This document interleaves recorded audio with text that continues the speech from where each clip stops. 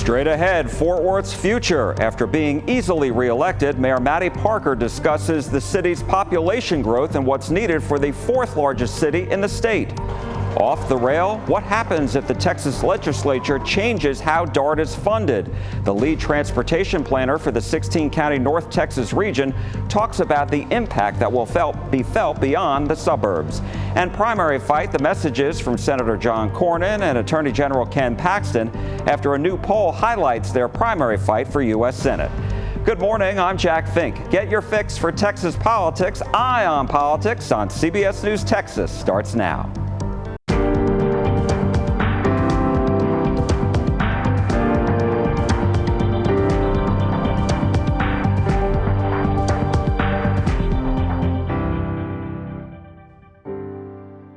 Hello and welcome to Eye on Politics. Hope you're having a great weekend. From the city of Fort Worth's surging population to the state of education in Fort Worth, Mayor Mattie Parker spoke with us about it all. 2 weeks ago, she won re-election to her third term with more than 2 out of every 3 votes. And we asked her about that and the troubles facing Fort Worth ISD. Well, I think, first of all, we've governed in a really wise way over the last 4 years. It's unique in Fort Worth. You run every 2. So oftentimes I have to remind people to go out and vote anyway because it does feel like a quick turnaround. But we're focused on the things that matter most to voters across the city of Fort Worth. You and I talked about this before. It's about quality of life for every single resident across all 350 square miles in the city of Fort Worth. It's public safety, it's infrastructure, it's parks, it's our library system, and really being smart about what it looks like to be the fastest growing large city in the country and be prepared for future growth, but also take care of the residents that are across our city today. So there's some reports that Fort Worth has already surpassed Austin and is now the 4th largest city in the state. Yeah. So how do you balance the quality of life with this surge in growth? It takes a tremendous amount of effort to be forward-thinking 5, 10, 20 years into the future, but also know what the immediate needs of our residents, really keeping close to constituents, understanding what their perspective is, living here, what are the priorities for them. I just listed the ones that are priorities for me, but are also priorities across the city of Fort Worth. Being incredibly fair and focused across distributing the need across the entire city and all of our council districts, all 10 council districts across the city of Fort Worth. And then also takes coordination between state and federal partners to understand what it looks like to govern one of the fastest growing cities in the country. You know, Fort Worth is incredibly lucky. There's so much progress and prosperity happening across the city, but we also have to be really vigilant. That could go away tomorrow if you aren't well governed. As you know, the Texas Education Agency notified Fort Worth ISD recently that it may take over district operations or close the campus of the Leadership Academy at Forest Oak, the 6th grade school there. This is 5 times an unacceptable rating. What do you make of this situation? How concerned are you about this? Well, I'm concerned, and here's why. This will be a very critical time period for Fort Worth ISD over the next several months. As Commissioner Morath makes his decision, he has 2 choices that you articulated. Technically, that campus has already been closed. And so that choice, there's some technicality around that. So he can close a campus, feel good about the plan put in place by current administration before Fort Worth ISD, or he can take over the school district. I've already said publicly that I actually support the mechanism that TEA has at the commissioner level to take over a district when it's needed after 5 years of failure. Across the city of Fort Worth, over 60 schools at DRF rated. That's unacceptable. But here's the thing. I've heard very clear leadership from Dr. Karen Molinar and her current staff to understand these numbers are unacceptable. She's been talking about that openly at school board meetings for the last several months since she took over. And so I've seen them take significant steps forward, both in their budget and their actions, working with teachers. I just was talking with the campus today about the significant improvement we've seen at that particular campus, a very high needs campus in West Fort Worth that for all the demographics should not be successful, and they're succeeding. So there are absolute bright spots to talk to Commissioner Morath and TEA, but at the end of the day, the decision will be his and his alone as to what he should do with the district. So have you had conversations with the commissioner? He paid the courtesy to me to let me know that letter was coming, and which I did appreciate as the leader of this city. He's also worked with our Tarrant County delegation to make sure they were aware this was a choice he has to make legally. And then he'll proceed forward. So, but what was your message to him? I mean, because I hear what you're saying about supporting the mechanism and the number of campuses that are way below where they should be. But It sounds like you don't want TEA to come in and take over the district. Look, I've always said that I wanted the city of Fort Worth to transform education on our own, that we did not need Austin to tell us how to do it. And I recognize that maybe for those that are not watching us that closely, they may not believe that's the right path. But let me be clear, at the end of the day, the decision is Commissioner Morath's, and my allegiance is to the students in Fort Worth ISD. They deserve to have an A-rated campus across every single campus in the city of Fort Worth. We deserve to have one of the best school districts, not in just the state of Texas, but across the country. So if Commissioner Morath decides that his only answer is to take over the district, I'll do whatever it takes to rally the support needed in this community to make that district successful. If his decision is actually to leave the current administration and the board in place, I'll do the exact same thing as I've said before. It sounds like you don't want him to come in and do that. Is that right? I think it's disruptive, Jack. I do. But I want to be careful in my words because I do understand why someone in his position would feel the need to make that decision. I don't want anybody that's listening to this interview to mistake that I also agree it's unacceptable. But I've also heard those same words in transparency from Dr. Karen Molinar, who has not been in the full-time leadership capacity as superintendent for that long, allowing her to lead the district forward. We spent a lot of time last week telling you about a bill in the Texas House that would change how DART is funded. Regardless of whether this bill or legislation in the Senate passes, this dispute between the transit agency and some of its member cities, including Plano, has ignited a broader question about how people are going to travel between their homes, schools, and jobs as millions of more people are expected to move to North Texas. I spoke with the Director of Transportation at the North Central Texas Council of Governments, Michael Morris. We very much understand the frustration the legislature has. We understand the frustration DART has, and we very much understand the frustration that the local governments have that are members of DART. Obviously, there needs to be a solution. We think there does need to be legislative change. I just don't think this is the legislative change that's in the best interest of the region going out to 2050. I'll give you an example. Today, roughly half of the population sits inside the 3 transportation authorities. With the new demographic forecast, it falls to like 37%. So as we move from 8 million to 12 million people, I need transit as a tool for all 12 million people. And the demographic forecasts aren't aligned with the original founding cities of the transit agency. So we need to expand these boundaries. I think the DART cities are carrying too heavy a load at a penny. Not everyone is putting into the transit vision. The state, is somewhat schizophrenic when it comes to transit. So I think we have to remember we're at 8.5 million people. We're not at 3 million people when the transit agencies were formed. And my job is to start acting like we're 12.5 million people, because the Metropolitan Planning Organization has to plan for 2050. And 2050, we're going to need transit in the whole region. When you say you want to expand, the transit agencies, what does that look like? So our official position, and I don't want to mince words, our official position is this issue should have been resolved at home. It shouldn't have been brought to the legislature. That's the RTC's position. And the RTC is said, we funded Transit 2.0 for a reason. Why don't we implement a new legislative solution using the fundamental principles of Transit 2.0? So I want to be careful, as a staff person, we can't oppose the legislation, but we don't think it's the right place for the conversation to be resolved, and it's not nearly as comprehensive than what we need. I think it would be best if the legislature sends the issue back to the region, directly or indirectly. We've specifically asked for a direct instruction. Hey, Dallas-Fort Worth, go solve this issue and bring it back to us. We're prepared at the Regional Transportation Council to fix this particular problem back at home.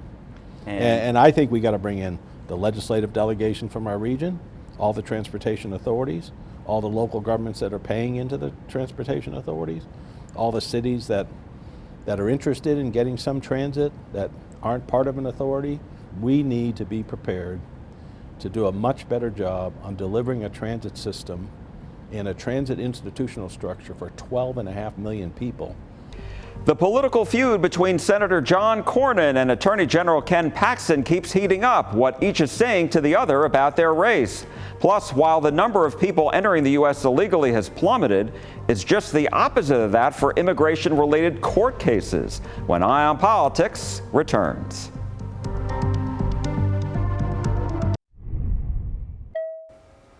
Welcome back to Eye on Politics. Senators Ted Cruz and John Cornyn, along with congressional Republicans from Texas, are insisting the state of Texas get reimbursed by the federal government for its efforts to secure the border. They want the $11 billion requested by Governor Greg Abbott to be included in the bill that the House and Senate Republicans are working on to pass President Trump's agenda without the help from Democrats. Earlier this month, Texas GOP Congressman Tony Gonzalez of San Antonio asked the Department of Homeland Security Secretary Kristi Noem for her opinion about the state getting paid back. Yeah, it's been incredible, the partnership that Texas has put together with the federal government and how they stepped up so many times when the Biden administration did not secure our border. Texas filled the gap. There have not been any decided decisions on reimbursing states, but I know many of the governors have asked for it, and we've appreciated their help. And it's not fair. For the last 4 years, a lot of our states have been on our own and had to pay out of pocket. I think it's a great opportunity for the federal government to reimburse some of these states. I'm certainly committed to making sure Texas gets reimbursed for some of the funding we've done along the border.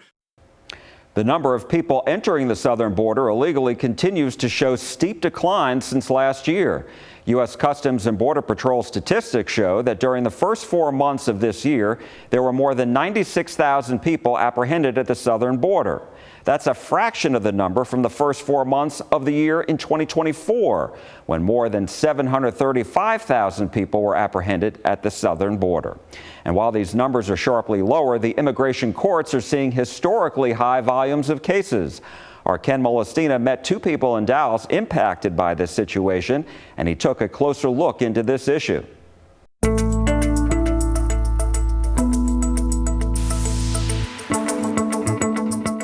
The unprecedented surge of people seeking asylum at our borders has spilled from America's doorstep into U.S. immigration courts all throughout the country, and it's left millions of people in limbo, waiting for their day to present their case in a courtroom. Nathanael, tú todavía no tienes fecha de corte. You still don't have a court date. Más. Y el tuyo Sí. es el próximo año. You do have one for next year. Yeah. Venezuelans Nathanael and Allison are just two of those caught in the system's backlog. When we met them at Dallas's immigration court last month, they told us they've been living in the U.S. for more than a year now. ¿Qué hacen aquí? In the meantime, what have you all been doing here? Bueno, estamos trabajando duro, arduamente, todos los días, every day. She says they've been working every day with a temporary permit as they wait for a resolution in their case. Zooming out, there are about 3.6 million immigration cases pending in the U.S. And that's according to Transactional Records Access Clearinghouse, or TRAC. They keep data on the federal government's enforcement activities. Of those, about 2 million are asylum-related. In Dallas, it's north of 225,000. The backlog is still really quite extensive. Paul Hunker is an immigration attorney and a former chief counsel for ICE in Dallas. This issue, what created it? Increased apprehensions created it. So a lot of people apprehended at the border, released and put into removal proceedings, and it got worse during the Biden administration. While our cameras were not allowed upstairs here at Immigration Court in Dallas, I can tell you that we sat in on several asylum seeker dockets, and their next court dates aren't being assigned until 2028. That's about 3 years from now. In the U.S., there are about 700 immigration judges serving 71 courts. Hunker says it's nowhere near what is necessary to clear the current backlog. The numbers are just so great that you would have to hire just so many, a ludicrous number of immigration judges to get the backlog down. So, in the meantime, the majority of new asylum seekers are waiting years for an answer as to whether they can stay. Millions just waiting in line, in a queue. I mean, what does that do to the integrity of the system? It hurts the integrity of the system. People who deserve relief, it can take them a very long time to get it. What's the fix? I think the fix is acknowledging that people who have been here a long time and who deserve it, give them a pathway to citizenship, and then allow the court to focus more on new cases that are coming in and dealing with those quickly. According to Track, 56% of asylum cases have been denied in the last 5 years. For Nathanael and Allison, they just continue to wait in line, hanging on to hope Nos gustaría tener pues la puerta abierta. that at some point the door may be held open for them through asylum or residency so they can continue to live and work in the U.S. with calm. And Ken Molestina joins me now. And Ken, we've heard a lot from these folks just about the fear that they have. And what did they have to say about that? You know, there's a lot of misinformation going on right now, right? And when you talk about the fear, that's partly what's driving the fear. One of the fears that many people have that's tied into the misinformation is that if they show up to these court proceedings, that ICE agents will be waiting for them there to deport them effectively on the spot. That's not true. That's not what's happening. But what is happening, for example, that will get you red flagged and put into immediate deportation proceedings is if you don't show up. But again, you know, that's part of the fear that's going on. It's all being driven by misinformation. The judge told us, we spoke to one of the judges who said we have no option but to flag them for deportation if they don't show up. If it's an unexcused situation, that's exactly what happens to them. All right, good job. Very interesting story. Got it. Thank you, Ken. We appreciate it. And coming up, there's the growing war of words between Senator John Cornyn and Attorney General Ken Paxton, plus a new poll in that primary when Eye on Politics returns. Tensions are growing between Senator John Cornyn and Texas Attorney General Ken Paxton in the Republican primary for U.S. Senate. This after the results of a new voter survey on this race became public. The new poll shows Senator Cornyn trailing Attorney General Paxton by 16 percentage points, 56 to 40%. Punchbowl News first reported the poll taken by a super PAC called the Senate Leadership Fund. Houston area Congressman Wesley Hunt is considering entering this primary for U.S. Senate. When Hunt's name was added to the poll, Paxton's lead over Cornyn shrunk by a margin of 44 to 34%, with Hunt at 19%. The same poll, conducted between April 27th and May 1st, shows in a general election, Cornyn would beat former Democratic Congressman Colin Allred of Dallas by 6 percentage points, while Hunt has a 1 percentage point lead over Allred, and Paxton trails Allred by 1 percentage point. In a post on X referring to the poll, Cornyn said, quote, "His lead is shrinking and the battle has just begun. He must be getting nervous." Paxton fired back, saying, quote, "Imagine being delusional enough to celebrate a poll showing you down 16 points after being in office for 40 years. Cornyn shot back. "By the way, the poll shows you losing to a Democrat in November." Paxton responded, "You said the same thing about President Trump, and we saw how that went for you." I was telling the governor that Earlier this month, Cornyn spoke with reporters about a previous internal poll showing him trailing Paxton. He said he worries if Paxton becomes the Republican nominee, he would lose to a Democrat. The last thing we need to do is to provide an opportunity for Democrats to get a beachhead in Texas, which, depending on how the primary turns out, could happen. And that would be the end of Texas being red. Last month, Congressman Hunt appeared in New Hampshire, and he was asked about the possibility of throwing his hat into the ring. But if opportunities present themselves that would make it palatable for me to run, I will absolutely consider it. The Republican primary, just getting underway, takes place in March. Former Democratic Congressman Colin Allred and Beto O'Rourke have said that they are considering running for this seat. The U.S. and China agreed to temporarily lower tariffs for 90 days, but there's still a lot of uncertainty about future trade policies and the impact on consumers. Sarah Jenkins has this week's brief. The White House and China said in a joint statement Monday that both countries' tariffs will be substantially lowered for 90 days. Experts say it offers businesses some relief, but still makes it hard for them to plan for the future. Beginning May 14th, the U.S. will lower its proposed 145% tariff rate on China to 30%. That includes a fentanyl-specific 20% duty. China will reduce its retaliatory 125% tariff on American goods to 10%. The agreement is a steep hike to duties on Chinese imports to the U.S. compared to where they stood before President Trump took office. And there is no guarantee that President Trump and Beijing won't raise tariffs again once the 90-day truce expires. Last week, President Trump rolled out a trade deal with Britain to cut tariffs, open up more markets, and boost the friendship between the U.S. and the UK, which could be a win politically and help American exports. Don't forget, you can watch all our full interviews from today's show on our CBS Texas YouTube page. And once you're there, please hit the subscribe button. North Texas Congressman Brandon Gill and his wife are expanding their family. They announced the birth of their second child, their son, Winston Joseph Gill. Congratulations to them, and we certainly wish them all the best. And that's all for Eye on Politics this week. I'm Jack Fink. I am listening, and we are listening to you at CBS News Texas. Thanks for watching, and I'll see you again next week. And from all of us here, have a great Sunday.